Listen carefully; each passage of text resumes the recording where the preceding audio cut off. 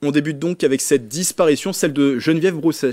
C'était une icône de la ville de Poissy. Geneviève Brousset est décédée ce lundi 22 janvier à l'âge de 97 ans. Figure emblématique de la Seconde Guerre mondiale, cette Pissiacaise s'était engagée à l'âge de 14 ans dans des actes de résistance contre les Allemands.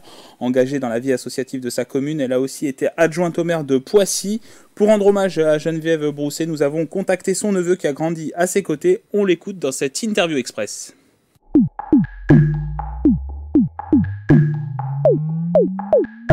Elle représente beaucoup de choses, presque tout. Elle m'a élevé.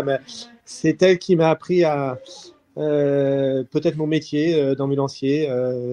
À 3 ans, elle m'emmenait chercher les biberons à Versailles dans son ambulance. J'ai fait 43 ans au SMUR de Poissy, donc voilà. Tati, c'était une Française mais une chrétienne.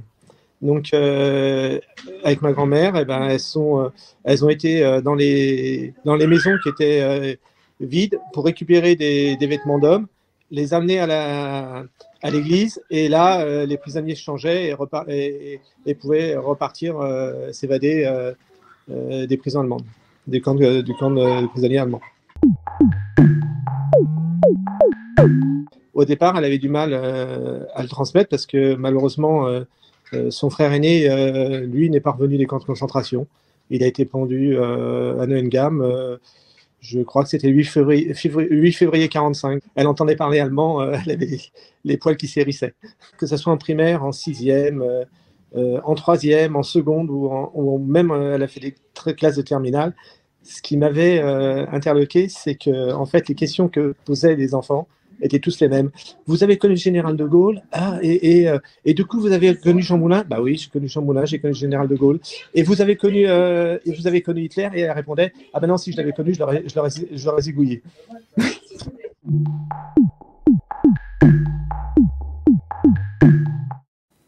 Voilà pour ce témoignage après la disparition de Geneviève Brousset, figure de la résistance décédée hier à l'âge de 97 ans. Nicolas, direction la vallée de Chevreuse à présent, où le passage des bus pose toujours question. Effectivement, Grégory, Île-de-France Mobilité et Transdev s'étaient engagés à un retour à la normale. Et pour cause, des perturbations ont été constatées ce début janvier. La raison, le changement d'opérateur de bus en vallée de Chevreuse qui a entraîné une pénurie de main-d'œuvre.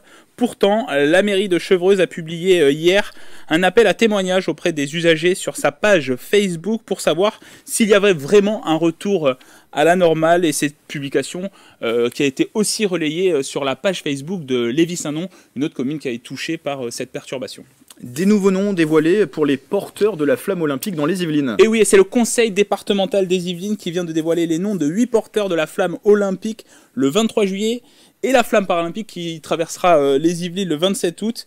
Ce sont des Yvelinoises et des Yvelinois qui sont engagés dans le monde associatif. Alors, ce ne sont pas tous les porteurs de la flamme olympique et de la flamme paralympique, parce qu'il y en a une centaine, mais il y en a certains qui sont donc dévoilés et qui ont été choisis par le conseil départemental des Yvelines. On va les voir s'afficher. On retrouve notamment Roger Giquel, porteur de la flamme olympique des Jeux d'hiver de Grenoble en 1968 et habitant de Saint-Germain-en-Laye. L'adolescente Manon Chanceux de Rambouillet et qui est passionnée par les chevaux. Jonathan Lefebvre, joueur de par-handball au Murau. Annick Vatrin, 93 ans, est engagée dans le monde associatif à Mantes-la-Ville. Clémence de Salvert, multisportive, elle fait beaucoup de sport et elle habite à Saint-Rémy-les-Chevreuses. Et ensuite, concernant la flamme paralympique, eh bien, il y a la paracycliste sur route de 21 ans, Jeanne Le Pêcheur, et il y aura aussi Quentin Boudeville, qui est handballeur en fauteuil à Houdan. Et alors, vous avez vu, en haut, c'était marqué les éclaireurs, parce qu'il faut distinguer les porteurs dits officiels et les éclaireurs, qui, je le rappelle, ont été choisis par le conseil départemental des Yvelines. Qui approche de ces Jeux Olympiques et Paralympiques de Paris 2024. Du sport encore avec du football. Vous nous parliez hier de ce match de Versailles qui recevait Martigues dans le cadre du championnat national. Voilà, et puis c'est une nouvelle défaite pour les Versaillais sur leur pelouse du stade Jean-Bouin à Paris. Le FC Versailles s'est incliné 1-0 face à Martigues. Les Provençaux ont ouvert le score à la 35e minute. Et malgré beaucoup d'occasions, les hommes de la Cité Royale n'ont pas réussi à les concrétiser. Il faut dire quand même que le FC Martigues s'est procuré aussi beaucoup d'occasions et a plutôt dominé la rencontre. Au classement, Versailles est 12e du championnat qui compte 18 équipes. Grégory, On va voir le classement s'afficher, donc c'est pas l'entièreté du classement, et donc Versailles 12e sur 18. Et alors pour rappel, à la fin de la saison, eh bien, les Versaillais sont limites parce que les équipes classées de la 13e à la 18e place seront reléguées en National 2. Prochain rendez-vous pour les Yvelinois, eh bien, c'est un déplacement à Orléans ce vendredi 26 janvier. Et on termine ces informations, Nicolas, avec de la douceur, direction la Bergerie Nationale à Rambouillet. Et je sais que vous aimez la douceur, Grégory. Effectivement, la douceur des Olympiades. Une série d'épreuves qui permet de désigner le meilleur berger d'Île-de-France. 33 jeunes issus des établissements agricoles de la Bergerie Nationale de Rambouillet et du lycée agricole de la Bretonnière en Seine-et-Marne ont participé à ces évaluations ce mardi 23 janvier.